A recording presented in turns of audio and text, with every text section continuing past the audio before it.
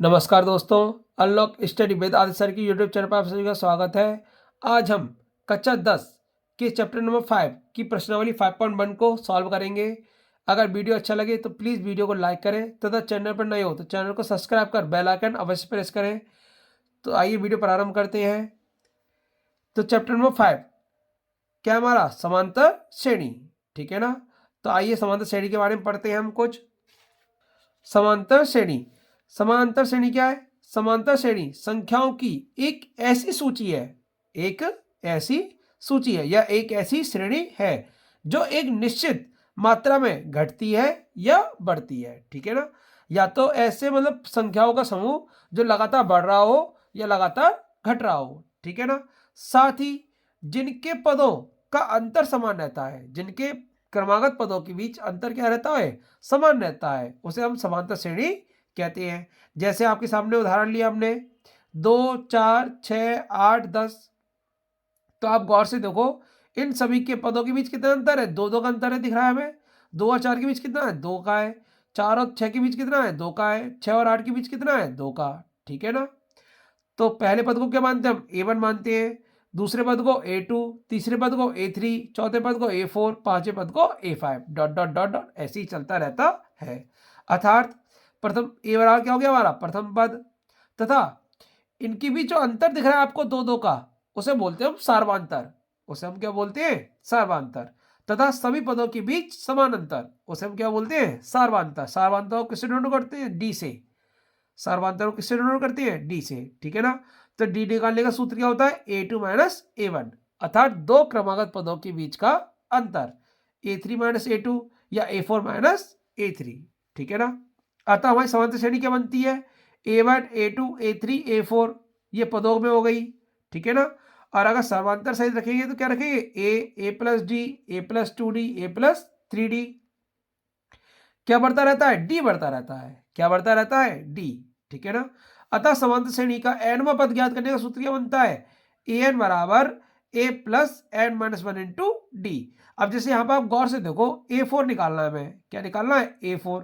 तो हम अगर एन की जगह 4 रख दें तो यही आ जाएगा हमारा। देखो आप गौर से एन की हम 4 रखेंगे, 4 माइनस 1 इंटू डी। तो ए प्लस 4 में से घटाए कितना आया? 3। तो A4 बराबर क्या गया? A प्लस 3D, ठीक है ना। देखो यही लिखा था मैंने, A4 के स्थान में क्या लिखा था? A plus 3D। अब जैसे A5 लिखना है मुझे तो A प्लस 5 में से एक कम करूंगा मैं 4D। तो A5 बराबर क्या हो गया मेरा? इसी प्रकार A प्लस 4D, मतलब जितना पद पूछा है आपसे उससे एक कम का क्या करते हैं हम? D में गुणा कर देते हैं। एक कम का क्या करते हैं हम? D में गुणा कर देते हैं, ठीक है ना। उम्मीद करता हूं आपको ये समझ में आ गया होगा कि समांतर श्रेणी क्या है। ऐसे श्रेणी जिसके क्रमागत पदों के बीच अंतर समान रहे, अंतर क्या रहे? समान रहे, उन्हें हम समांतर श्रेणी कहते हैं, ठीक है ना। आइए अब प्रश्न सॉल्व करेंगे हम। 1 का पहला प्रश्न है हमारा, निम्नलिखित स्थितियों में से किन स्थितियों में संबंध संख्याओं की सूची AP है और क्यों? तो हमें बताना है कि वो AP है या नहीं। तो जैसे हमारा पहला क्वेश्चन है, प्रत्येक किलोमीटर के बाद टैक्सी का किराया, जबकि प्रथम किलोमीटर के लिए किराया 15 रुपये और प्रत्येक अतिरिक्त किलोमीटर के लिए किराया 8 रुपये है, ठीक है ना। तो मतलब पहले किलोमीटर के लिए कितना है? 15 रुपये और फिर उससे आगे प्रति किलोमीटर भाड़ा कितना है? 8 रुपये है। तो हमने लिखा जैसे प्रथम किलोमीटर का किराया बराबर 15 रुपये, अतिरिक्त किलोमीटर का किराया बराबर 8 रुपये। अतः A1, A2, A3, A4 के मान निकालेंगे अब हम। तो A1 का क्या होता है? A ही होता है। A2 के स्थान पर क्या होता है? A plus D. तो डी कितना है हमारे यहाँ पर? 8 और A कितना है हमारा? 15। तो 15 प्लस 8। A3 क्या होता है? A प्लस 2D, मतलब D को 2 बार लिखेंगे तो 15 प्लस 8 प्लस 8। ऐसी A4 क्या होता है? A प्लस 3D, मतलब D को कितनी बार लिखना है हमें? 3 बार। देखो अभी मैंने आपको दिखाया था यहाँ पर, देखो आप A1 के स्थान पर कितना है? A, A2 के स्थान पर A प्लस डी, A3 के स्थान पर A प्लस 2D, A4 के स्थान पर A प्लस 3D, ठीक है ना। A5 के स्थान पर A प्लस 4D। सेम उसी प्रकार हमने यहाँ पर लिखा है। अब इन्हें हम जोड़ेंगे तो 15 का 15, 15 और 8 23, 15 8 8 कितने हुए? 16। तो 15 और 16 कितने हुए? 31। ऐसी 8 को 3 बार जोड़ेंगे तो 24 और 24 और 15 कितना हो गया? 39। तो यहाँ पर गौर से देखें हम, जहाँ प्रथम पद क्या हमारा 15 है और सार्वधातुक डी कितना है 8। चूंकि सभी क्रमागत पदों के बीच अंतर समान है अर्थात यह एपी सीरीज है। ठीक है ना, अगर पदों के बीच अंतर समान है तो एपी सीरीज है और अन्यथा नहीं है। इसी प्रकार क्वेश्चन नंबर 2 को देखते हैं।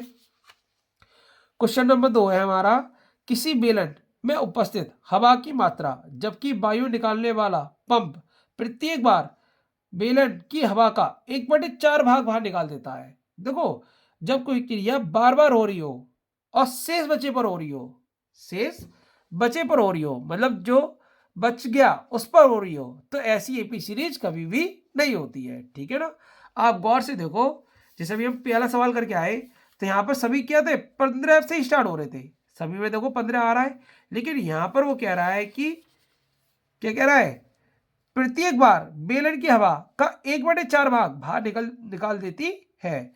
बेलन की हवा का निकाल रही है, वो किसका निकाल रही है, बेलन की हवा का 1/4 भाग बाहर निकाल देती है। ठीक है ना, तो ये एपी सीरीज नहीं है। अब कैसे नहीं है देखते हैं। माना बेलन की हवा की मात्रा 1 है, हमने मान लिया कि बेलन में जो हवा की मात्रा है वो कितनी है 1 है, तब प्रथम पद T1 बराबर कितना हो गया 1।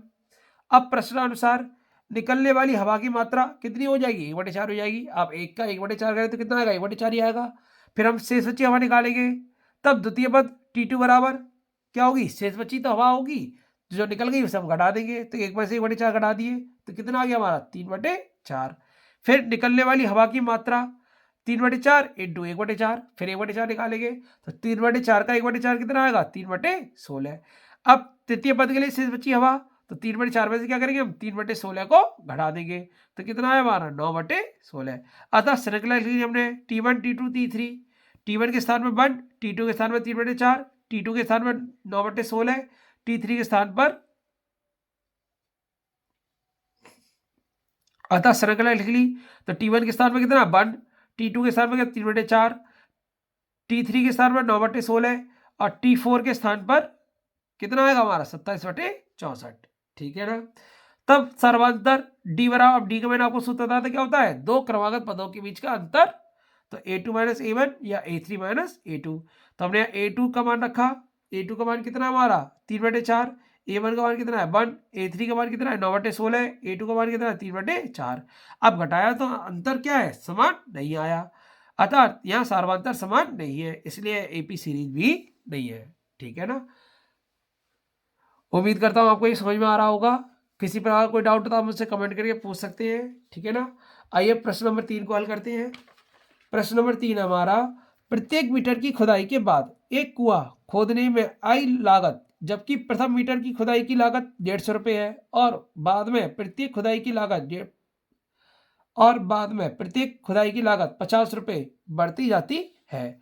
सॉल्यूशन, प्रथम मीटर की खुदाई की लागत कितनी है 150 रुपये, दूसरे मीटर की खुदाई की लागत 150 + 50 कितनी हो जाएगी 200। इसी प्रकार तीसरे की क्या हो जाएगी 200 + 50 तो कितनी होगी 250। अर्थात श्रृंखला क्या बन गई भाई 150, 200, 250, 300, 350, 400 ऐसे चलती रहेगी। जहां पर अंतर कितना आ रहा है 50 का आ रहा है, देखो आप गौर से सबके बीच, अतः यह एपी सीरीज है। ठीक है ना, नेक्स्ट प्रश्न देखते हैं। प्रत्येक वर्ष का मृत्यु जबकि 10,000 रुपये की राशि 8% वार्षिकी दर से चक्रवृद्धि ब्याज पर जमा की जाती है। सॉल्यूशन, तो पहले वर्ष की राशि कितनी है 10,000, दूसरे वर्ष का ब्याज, तो ब्याज का सूत्र क्या होता है मूलधन इंटू दर इंटू समय बटे 100।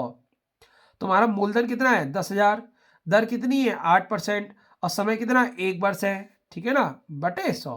तो सॉल्व करें कितना आया हमारा 800। अर्थात दूसरे वर्ष की राशि, तो मिश्रधन बराबर क्या होता है मूलधन प्लस ब्याज, तो मूलधन कितना है हमारा 10,000 और ब्याज कितनी है हमारी 800, तो कितना आ जाएगा 10,800। तीसरे वर्ष का चक्रवृद्धि ब्याज, अब तीसरे वर्ष का निकालेंगे तो इस पर निकालेंगे क्योंकि इसी में तो ब्याज मिलेगा, तो 10,800 इंटू 8 इंटू 1/100, मूलधन इंटू दर इंटू समय बटे 100, तो कितना आया 864। अब जब तीसरे वर्ष की राशि निकालेंगे तो मिश्रधन निकालेंगे, तो मूलधन कितना है हमारा 10,800 और ब्याज कितनी है 864, तो हमने जोड़ दिया। अतः श्रृंखला क्या उनकी हमारी 10,000, 10,800, 11,664 डॉट डॉट डॉट डॉट। अब सर्वांतर डी निकालने का सूत्र क्या होता है a2 - a1 या a3 - a2। अब यहाँ पे आप गौर से देखो तो यहाँ 10,000, यहाँ 10,800, तो कितना अंतर आएगा 800 का। अब यहाँ पे देखो आप 10,800, यहाँ 11,664, तो अंतर बढ़ गया। अंतर क्या है यहाँ पर, बढ़ गया। अब वो कितना हो गया 864 हो गया, जो समान नहीं है। जब समान नहीं है तो ये एपी सीरीज नहीं है। एपी सीरीज कब होती है, जब क्रमागत पदों के बीच अंतर समान रहे। ठीक है ना। उम्मीद करता हूँ आपको ये समझ में आ रहा होगा। अगर किसी प्रकार का डाउट हो तो आप मुझसे कमेंट करके पूछ सकते हैं। इसी प्रकार आइए अब प्रश्न नंबर 2 को हल करेंगे। अब प्रश्न नंबर 2 को हल करते हैं। प्रश्न नंबर 2 है हमारा, दी हुई एपी के प्रथम 4 पद लिखिए जबकि प्रथम पद ए तथा सार्वधातुक डी निम्नलिखित है। तो पहला क्वेश्चन है हमारा a बराबर 10 और d बराबर 10। ठीक है ना। अब इसे सॉल्व करते हैं। तो हमें a बराबर कितना दिया है 10 दिया है और d बराबर कितना दिया है 10। तो हमारी एपी सीरीज क्या होती है, अभी मैंने आपको बताया था, a plus D, a plus 2d, a plus 3d। ठीक है ना। तो हमारा d बढ़ता जाएगा। तो जैसे हमने प्रथम पद लिखा 10, अब नेक्स्ट पद में क्या करेंगे, प्रथम पद में 10 को जोड़ देंगे। प्रथम पद में क्या करते हैं हम, सर्वांतर को जोड़ते चलते हैं। तो 10 में 10 को जोड़ेंगे कितना हो जाएगा 20, फिर 20 में 10 जोड़ो कितना हो जाएगा 30, फिर 30 में 10 जोड़ो कितना हो जाएगा 40। ठीक है ना। इसी प्रकार कितने पद लिखने हैं हमें, खाली 4 पद लिखने हैं। तो इसी प्रकार दूसरा क्वेश्चन देखते हैं। दूसरा क्वेश्चन हमारा a बराबर -2 और d बराबर 0। अब जैसे सीरीज लिखेंगे एपी सीरीज, तो -2, फिर 0 जोड़ेंगे तो -2 ही आएगा, -2 ही आएगा, फिर -2 ही आएगा। सार्वधातुक कितना है, जब 0 है तो समान पद आएंगे। ठीक है ना। इसी प्रकार तीसरा देखते हैं। तो तीसरा क्या है, a बराबर 4 और d बराबर कितना है -3। तो एपी सीरीज लिखेंगे। तो प्रथम पद 4, फिर 4 में से 3 घटाए कितना बचेगा 1, फिर 1 में से 3 घटाए कितना बचेगा -2, फिर -2 में से -3 घटाए कितना हो जाएगा -5। ठीक है ना। इसी प्रकार चौथा क्वेश्चन है हमारा a बराबर -1 और d बराबर 1/2। तो वहाँ एबीसी लिखेंगे। तो पहला पद क्या हो गया -1। ठीक है ना। अब अगला पद क्या होगा -1 प्लस 1/2। ठीक है ना। उससे अगला पद क्या होगा फिर हमारा -1 प्लस, देखो a plus D, a plus 2d, तो प्लस 2 इंटू 1/2। ठीक है ना। अब हमें 4 पद लिखने हैं। तो चौथा पद क्या होगा हमारा -1 प्लस 3d, मतलब 3 इंटू 1/2। ठीक है ना। इसे सॉल्व कर लेंगे तो -1, यहाँ पर -1 प्लस 1/2, तो एलसीएम लेंगे 2, 2 -2 और प्लस का 1, तो कितना बचेगा -1/2। ऐसे यहाँ पे 2 से 2 कट जाएगा तो कितना बचेगा +1, और -1 का प्लस का 1 क्या आ जाएगा 0। यहाँ पर करेंगे तो 3/2, एलसीएम लेंगे तो 2, 2 का गुणा 1 बने तो -2 प्लस के 3, तो कितना बचेगा +1/2। ठीक है ना। ऐसे ही क्रम आगे चलता रहेगा। लास्ट क्वेश्चन है आपका, a बराबर कितना है -1.25 और d बराबर कितना है -0.25। ठीक है ना।